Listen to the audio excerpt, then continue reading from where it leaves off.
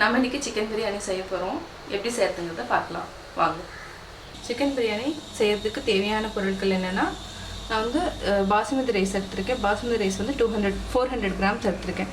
200 grams வந்து 2 tumbler, இந்த டம்ளரில் நான் போட்டிருக்கேன். 400 கிராம்ஸ் போட்டிருக்கேன்.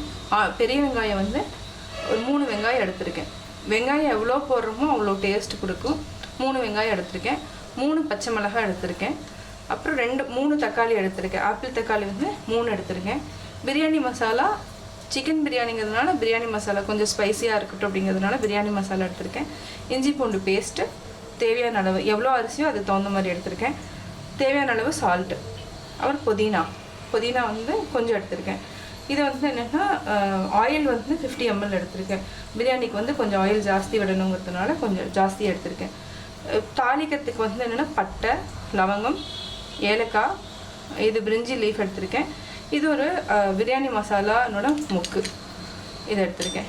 இப்போ வந்து எப்படி செய்யறதுங்கிறத பார்க்கலாம். சிக்கன் வந்து 400 கிராம்ஸ்க்கு 1/2 kg எடுத்திருக்கேன்.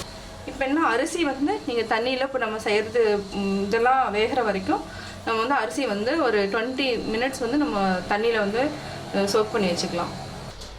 குக்கர் காஞ்சிட்ருக்கு. ஒரு நிமிஷம். வந்து ஆயில் ஊற்றுறோம். ஆயில் வந்து இதுக்கு கொஞ்சம் ஜாஸ்தியாகவே ஊற்றிக்கலாம். ஆயில் காஞ்சதுக்கப்புறம் பட்டை, லவங்கம்,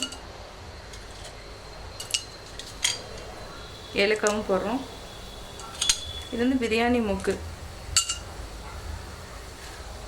இந்த லீஃப் வந்து பிரிஞ்சி லீஃப் வந்து நீங்கள் வாஷ் பண்ணி வச்சுக்கோங்க. காஞ்சிருச்சு, இது நல்லா இதாகிடுச்சு. இப்போ வெங்காயம் போடுறோம்.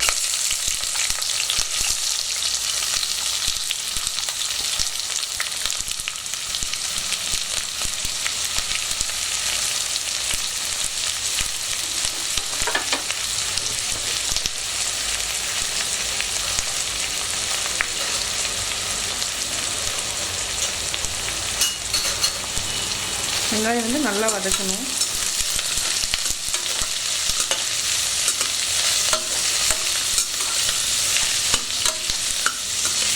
நல்லா ப்ரௌன் ஆகிற வரைக்கும் இந்த வெங்காயம் மட்டும் சிம்மில் வச்சு தான் வதக்கணும் பிரியாணிக்கு. அப்போ தான் நல்லா வெங்காயம் வந்து நல்லா கரையும். பிரியாணிக்கு வந்து கீ வேணுன்னா கூட கீ கூட நீங்கள் ஆட் பண்ணிக்கலாம். அதுவும் நல்லா டேஸ்ட்டாக இருக்கும். சிம்மில் வச்சோன்னா என்னென்னா, நல்லா உள்ளே இருக்கிறதெல்லாம் வெந்து நல்லா கண்ணாடி மாதிரி ஆகிற வரைக்கும் விட்டுட்டு அதுக்கப்புறம் ப்ரௌனாக விட்ட வரைக்கும் பண்ணிங்கன்னா தான் நல்லா டேஸ்ட்டாக இருக்கும். வெங்காயம் மட்டும் நீங்கள் எப்போவுமே என்னென்னா ஆயிலே ஃப்ரை பண்ணுற மாதிரி பார்த்துக்கோங்க. அப்போ தான் வந்து நல்லா கரைஞ்சி ஒரு பிரியாணி டேஸ்ட் வந்து நல்லா கொடுக்கும். எவ்வளோ வெங்காயம் நீங்கள் ஜாஸ்தி போட்டிங்கனாலும் டேஸ்ட் வந்து நல்லாயிருக்கும். வதங்குது நல்லா. பிரியாணிக்கு வந்து நல்லா ப்ரௌன் ஆகிற வரைக்கும் வதக்கணும்.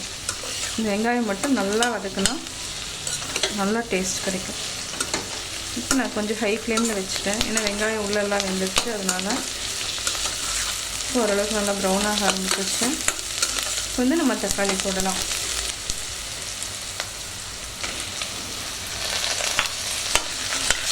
தக்காளி போட்டுட்டு அதை நல்லா வதக்குங்க. இப்போ வந்து லோ ஃப்ளேம் பண்ணிக்கலாம். தக்காளி வந்து கொஞ்சம் வதங்கினதுக்கப்புறம் நம்ம வந்து இஞ்சி பூண்டு பேஸ்ட் போடலாம். நல்லா தக்காளி வதங்கிட்டுருக்கு. இது வந்து என்னன்னா கொஞ்சம் ஒரு அரைவாசி தான் வெந்திருக்கு தக்காளி. இந்த டைம் வந்து நம்ம ஃபஸ்ட்டு இஞ்சி பூண்டு பேஸ்ட் போடணும். இஞ்சி பூண்டு பேஸ்ட் வந்து கொஞ்சம் ஜாஸ்தியாகவே எடுத்திருக்கேன். ஏன்னா அப்போ தான் சிக்கன் பிரியாணிக்கு நல்லாயிருக்கும். இஞ்சி பூண்டு பேஸ்ட் வந்து போட்டாச்சு. இப்போ வந்து நல்லா பச்சை வாசம் போகிற வரைக்கும் நல்லா வதக்கணும். இப்போ சிம்மில் வச்சுக்கோங்க. இப்போ வந்து பச்சை மிளகாய் வந்து நம்ம லைட்டாக ஒரு கீரல் ஒரு 2 இடத்துல மட்டும் போட்டுட்டு, முழுசாக அப்படியே கட் பண்ணி போடணும்னு அவசியம் இல்லை. பச்சை மிளகாயோட வாசம் லைட்டாக இறங்கினா போதும்.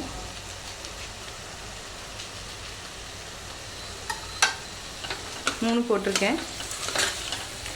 ஒரு சிலர் வந்து மஞ்சத்தூள் போடுவாங்க. மஞ்சத்தூள் போட்டும் நீங்கள் செய்யலாம்.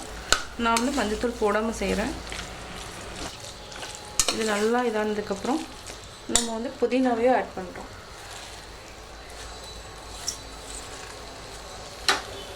புதினா வந்து என்னென்னா பிரியாணிக்கு வந்து நல்லா டேஸ்ட்டாகவும் டேஸ்ட்டு கொடுக்கும்.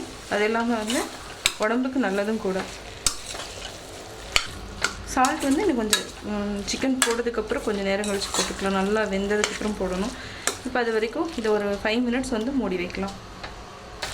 இஞ்சி பூண்டு நல்லா வதங்கிடுச்சு, பச்சை மிளகாயும் போட்டோம். இப்போ அடுத்து சிக்கன் போட போகிறோம். சிக்கன் நல்லா 2-3 டைம் வாஷ் பண்ணி சால்ட்டும் லைட்டாக போட்டு வச்சு எடுத்துகிட்டு க்ளீன் பண்ணிட்டு தான் போடுறேன். சிக்கன் போட்டதுக்கப்புறம் நான் வந்து பிரியாணி மசாலாவும் ஆட் பண்ணிக்கிறோம்.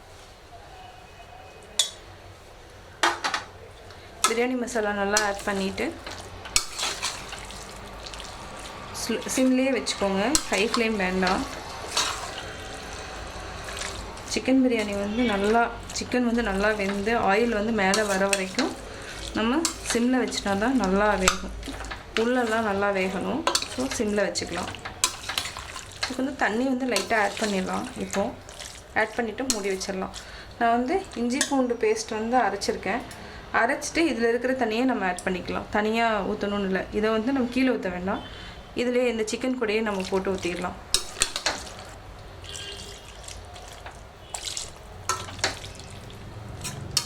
வந்து ஒரு 10 மினிட்ஸ் வந்து நல்லா மூடி வச்சுருங்க. ஆயில் வந்து நல்லா மேலே வரணும். அதுக்கப்புறம் நம்ம தண்ணி வந்து ஊற்றிக்கலாம். எவ்வளோ மெஷர் பண்ணி அதில் ஊற்றிட்டு கொதிக்க வைக்கணும்.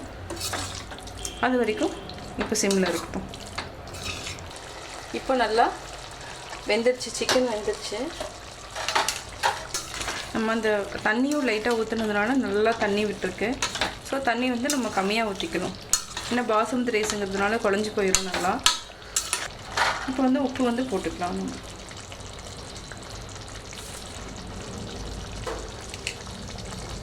உப்பு வந்து செக் பண்ணிக்கோங்க. அப்பப்போ வந்து எவ்வளோ தேவையோ அவ்வளோ போட்டுட்டு செக் பண்ணிக்கலாம். இப்போ தண்ணி ஊற்றி கொதிக்க வச்சிடலாம். இதில் வந்து நான் 2 கப் போட்டிருக்கேன். இப்போ 3 டம்ளர் தண்ணி ஊற்றினா போதும். 1 2 3 வந்து நல்லா கொதிக்கணும். தண்ணி கொதிச்சதுக்கப்புறம் நம்ம வந்து அரிசி போட்டுக்கலாம். இப்போ வந்து ஹை ஃப்ளேமில் வச்சு நல்லா கொதிக்கணும் தண்ணி. இதுக்கிடையில் சால்ட் வந்து நீங்கள் செக் பண்ணிக்கோங்க. அதுக்கப்புறம் தேவைன்னா நீங்கள் பார்த்துட்டு போட்டுக்கலாம். ஏன்னா அரிசி போட்டதுக்கப்புறம் கொஞ்சம் போட்டுக்கலாம். முன்னாடியே செக் பண்ணிக்கோங்க. இப்போ வந்து மூடி வச்சிடலாம். நல்லா கொதிக்கட்டும். நல்லா கொதிச்சிருச்சு. இப்போ வந்து எனக்கு கொஞ்சம் சால்ட் ஆட் பண்ணிக்கலாம். பத்தாது.